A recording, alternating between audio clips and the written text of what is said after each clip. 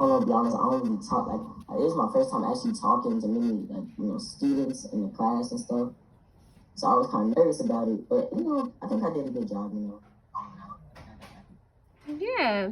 Yeah, sometimes it is a little nerve wracking. Even myself, I do this. I like talk to people, I interview, but any interview I do get a little nervous. So that's something that's normal.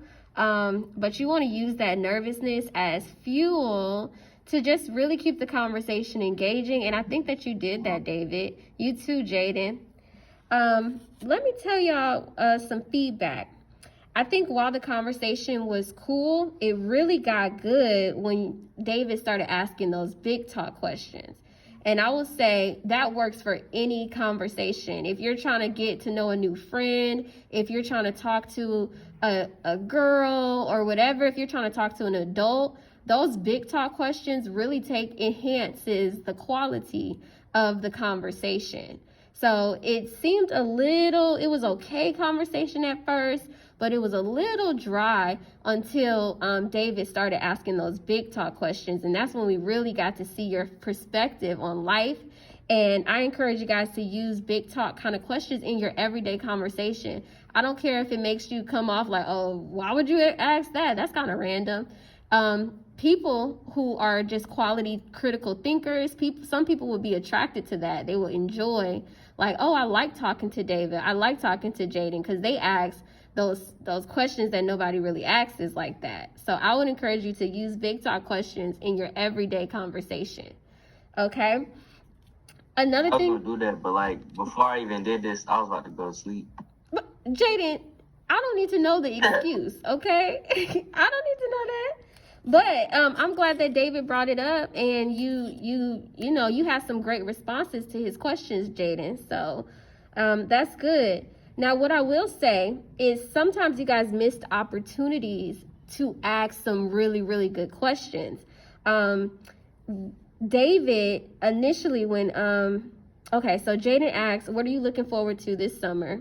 David says sickle cell camp, right?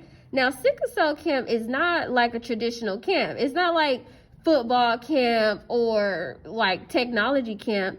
It's something that like sickle cell camp, I never even really heard of that. And Jaden, I don't know if you've heard of that either. So anything that you're not quite familiar with, that's an opportunity to really be like, well, what would you do at sickle cell camp? That would have allowed all of us to be like, dang, that's cool. So you have to, when I'm talking about listen with intent, you have to listen for what people are saying that's really unique. And you have to play on that.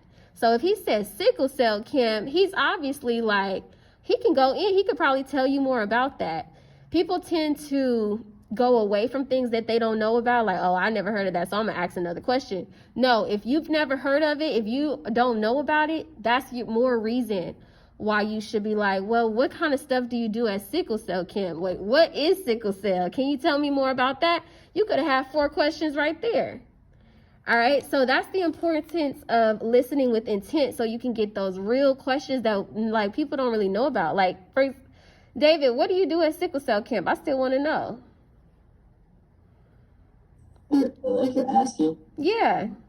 Basically, sickle cell camp is like for the whole summer. All the kids who sign up who are diagnosed with sickle cell, any type of sickle cell, right? They get to come to this like little spot that they rent out and stuff, and then basically it's just like you all get to hang out, you all get to have fun because a lot of kids they go through a lot. Like the last time I went, I had a kid who has to go through like blood transfusions on like a monthly scale, and so when he goes to the sickle cell camp, it's like he gets to have fun. We do s'mores, we do like scary stories, we play like different games. Sometimes I think the last time we went, like these mascots, they showed up and we had like a little party like inside this gym. Mm-hmm. It's just a whole bunch of kids just get to have fun and just do what they do. That's cool. So thank you. That's cool and interesting for me to learn about. And I think the power of interviews is like, while on one side you want to relate, but on the other side you really want to highlight people's differences. Because now we know a little bit more about David. We know, like, wow, there's a lot of other people with sickle cell. They have a camp for it. That's just something real interesting to me.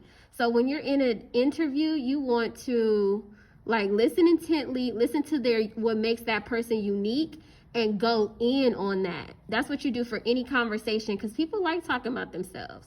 So if somebody says, oh, I'm going to, like, if somebody just says something unique about them, just keep on asking questions about that one unique thing and allow them to express themselves in that way. I will also say, work on your transitions.